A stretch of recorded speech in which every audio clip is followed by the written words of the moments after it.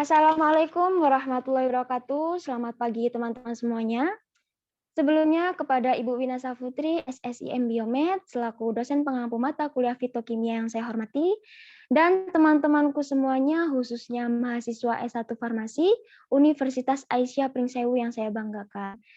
Di sini kami kelompok 4 Farmasi D akan mempresentasikan diskusi kami mengenai minyak atsiri untuk memenuhi tugas mata kuliah dari fitokimia. Adapun anggota kami, next.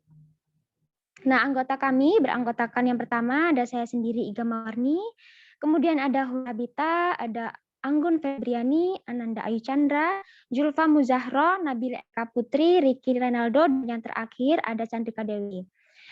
Untuk mempersingkat waktu, langsung saja saya serahkan kepada pemateri pertama kita, yaitu Zulfa Muzahro.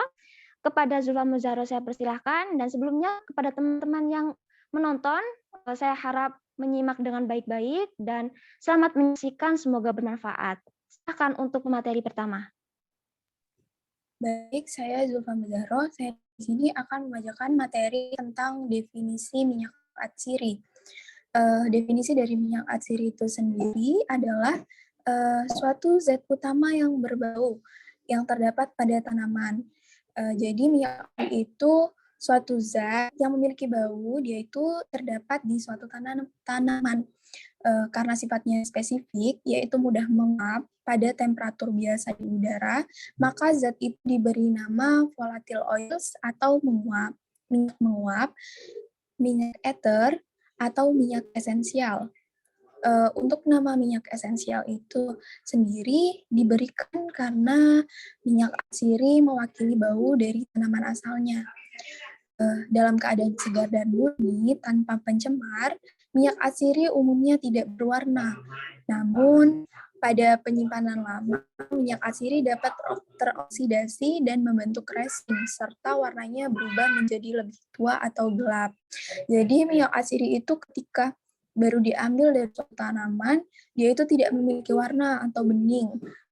Tetapi ketika dia disimpan terlalu lama, dia dapat teroksidasi dan membentuk resin. Maka dari itu, warnanya dapat berubah menjadi lebih tua atau lebih gelap.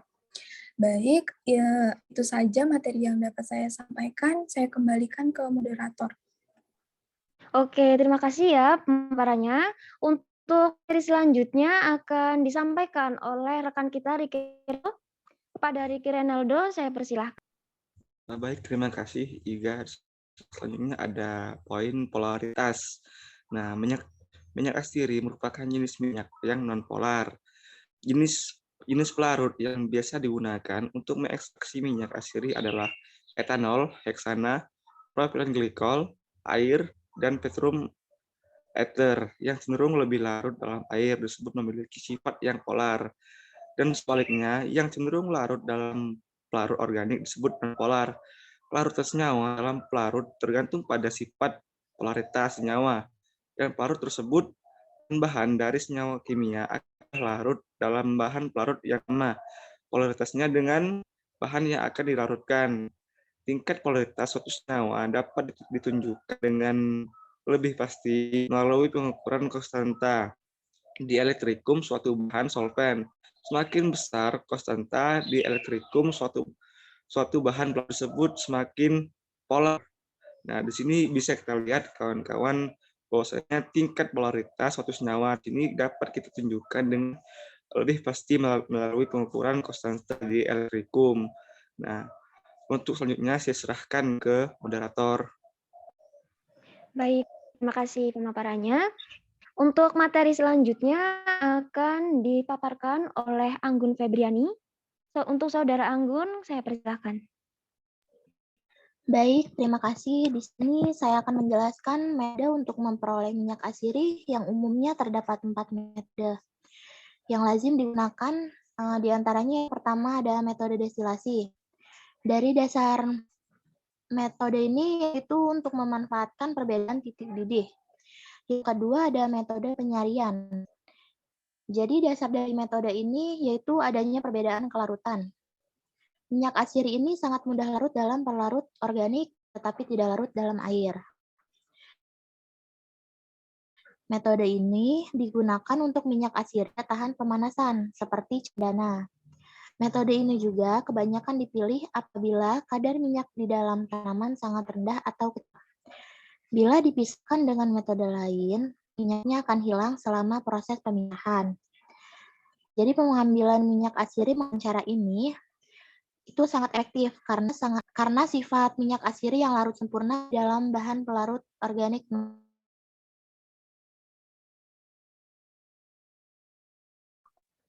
Baiklah, terima kasih pemaparannya. Untuk materi selanjutnya akan disampaikan oleh teman kita Chandrika Dewi. Untuk Chandrika Dewi, saya persilahkan.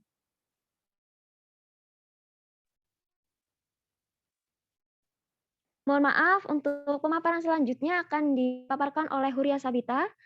Untuk teman kita Huria Sabita, saya persilahkan. Baiklah, di sini saya akan melanjutkan untuk metode selanjutnya, yaitu ada metode pengepresan atau pemerasan. Nah, metode ini itu hanya bisa dilakukan terhadap simplisia yang mengandung banyak minyak atsiri dalam kadar yang cukup besar. Nah, kalau enggak, nantinya itu hanya akan habis dalam prosesnya. Nah, metode ini digunakan untuk jenis minyak atsiri yang mudah mengalami dekomposisi senyawa kandungannya karena pengaruh suhu. Nah, dapat disaring dalam metode pengepresan, yaitu pemerasan bagian yang mengandung minyak. Contohnya itu ada minyak atsiri yang terdapat di dalam jeruk. Kemudian ada metode pelekatan bau dengan menggunakan media lilin atau encourage. Nah, cara ini itu memanfaatkan aktivitas enzim yang diyakini masih terus aktif selama sekitar 15 hari sejak bahan minyak atsiri dipanen. Nah, minyak atsiri yang terdapat dalam jumlah kecil di dalam bagian tertentu tanaman, misalnya kelopak bunga, itu dapat diperoleh dengan metode encourage ini. Nah, metode ini itu menggunakan minyak lemak yang dioleskan secara merata, membentuk lapisan tipis pada lempeng kacanya. Selanjutnya, bagian tanaman yang sudah diiris-iris ditaburkan di atas lapisan tersebut dan dibiarkan selama waktu tertentu. Nah, secara teratur, bahan tanaman yang tadi itu diganti dengan yang baru sampai minyak lemak jenuhnya itu terganti dengan minyak atsiri. Nah, selanjutnya minyak lemak yang dikumpulkan dan dilakukan penyarian minyak atsiri dengan pelarut organik. Saya kembalikan ke moderator. Oke, terima kasih pemaparannya. Untuk materi selanjutnya dipaparkan oleh Chandrika Dewi. Kepada Chandrika, saya persilakan.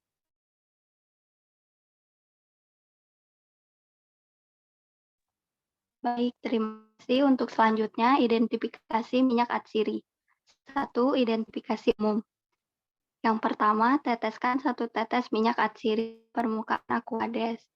Maka, air akan menyebar dan permukaan air tidak keruh. Selanjutnya, teteskan 1 tetes minyak atsiri pada selembar kertas garing. Diamkan sebentar, maka minyak atsiri akan menguap sempurna tanpa meninggalkan noda lemah atau transparan. Kemudian, ambil 1 mili minyak atsiri, tambahkan 1 mili NaOH, kocok pelan-pelan. Minyak atsiri akan tereduksi, terlihat jelas di bagian bawah dan volumenya akan berkurang. Selanjutnya saya kembalikan ke moderator. Baik, terima kasih pemaparannya. Untuk materi selanjutnya akan dipaparkan oleh teman kita Ananda Ayu Chandra. Kepada Ananda Ayu Chandra, saya persilahkan. Baik, untuk materi selanjutnya yaitu ada identifikasi khusus menggunakan reaksi. Uji yang pertama, uji Ozason untuk minyak kayu manis. Caranya adalah diteteskan 1 tetes minyak atsiri ke kelas objek, kemudian dicampurkan dengan 2 tetes larutan fenilhidrazin HCl dalam air. Lalu ditutup dengan gelas penutup. Kemudian diamati kristal yang terjadi dengan menggunakan mikroskop. Next. Untuk uji yang kedua, yaitu ada uji terhadap eugenol untuk minyak cengkeh. Yang pertama, siapkan 2 gelas objek, teteskan 1 tetes minyak atsiri pada masing-masing gelas objek. Lalu, pada gelas objek yang pertama, ditambahkan setetes larutan NaOH 3% yang dijenuhi dengan KBr. Lalu amati kristal natrium eugenolat yang terjadi di bawah mikroskop. Pada gelas objek yang kedua, ditambahkan 2 tetes larutan FeCl3. Kemudian amati warna yang terjadi. Baiklah, untuk materi selanjutnya akan disampaikan oleh Iga Mawarni. Kepada yang bertugas, dipersilakan.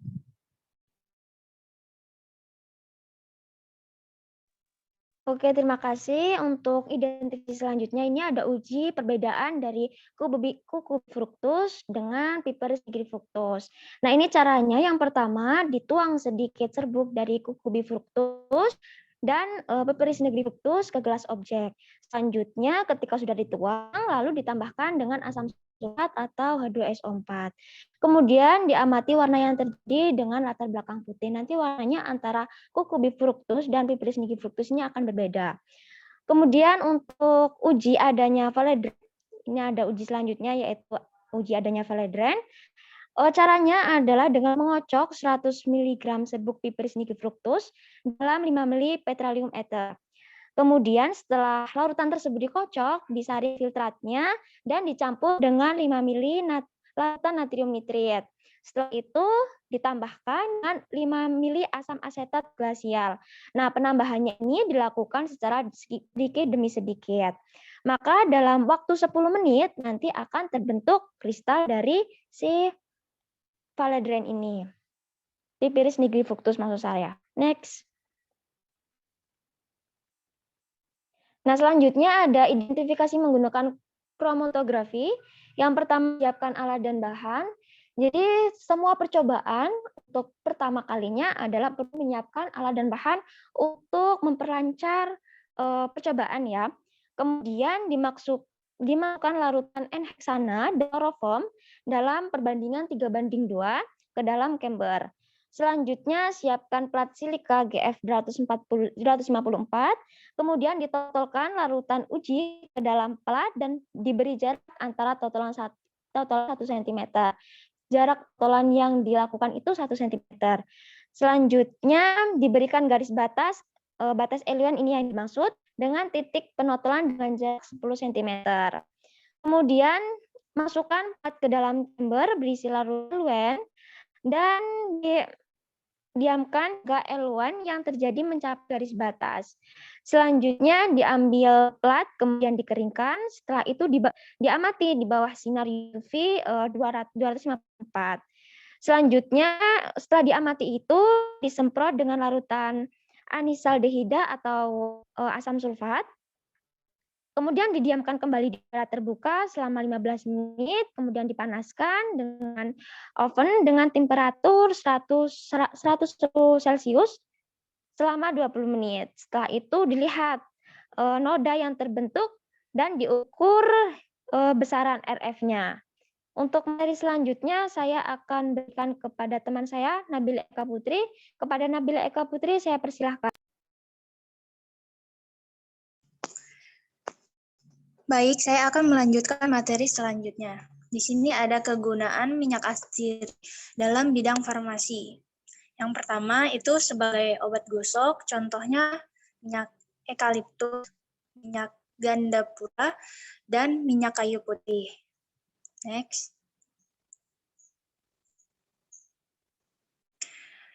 Yang kedua ada sebagai obat cacing. Contohnya itu minyak Chenopodium atau Chenopodium ambrosiodis var. Anthelminticum. Terus yang ketiga itu sebagai obat sakit gigi. Contohnya minyak cengkeh. Kemudian yang keempat ada sebagai anti jamur. Contohnya minyak laos. Dan yang terakhir itu sebagai obat sedatif. Itu contohnya minyak pala dan minyak valerian. Sekian materi yang dapat saya sampaikan. Saya kembalikan ke moderator. Oke, terima kasih banyak. Nah, ini referensi yang kita ambil materinya. Ada 4 referensi ya, teman-teman. Mungkin itu saja ya materi yang dapat kami sampaikan. Kurang lebihnya saya sebagai moderator mewakili permohonan maaf dari teman-teman semuanya. Untuk teman-teman yang mau bertanya atau yang kurang jelas, bisa untuk menghubungi kami secara langsung, bisa untuk chat pribadi atau lain-lain ya. Kami akhiri, wassalamualaikum warahmatullahi wabarakatuh.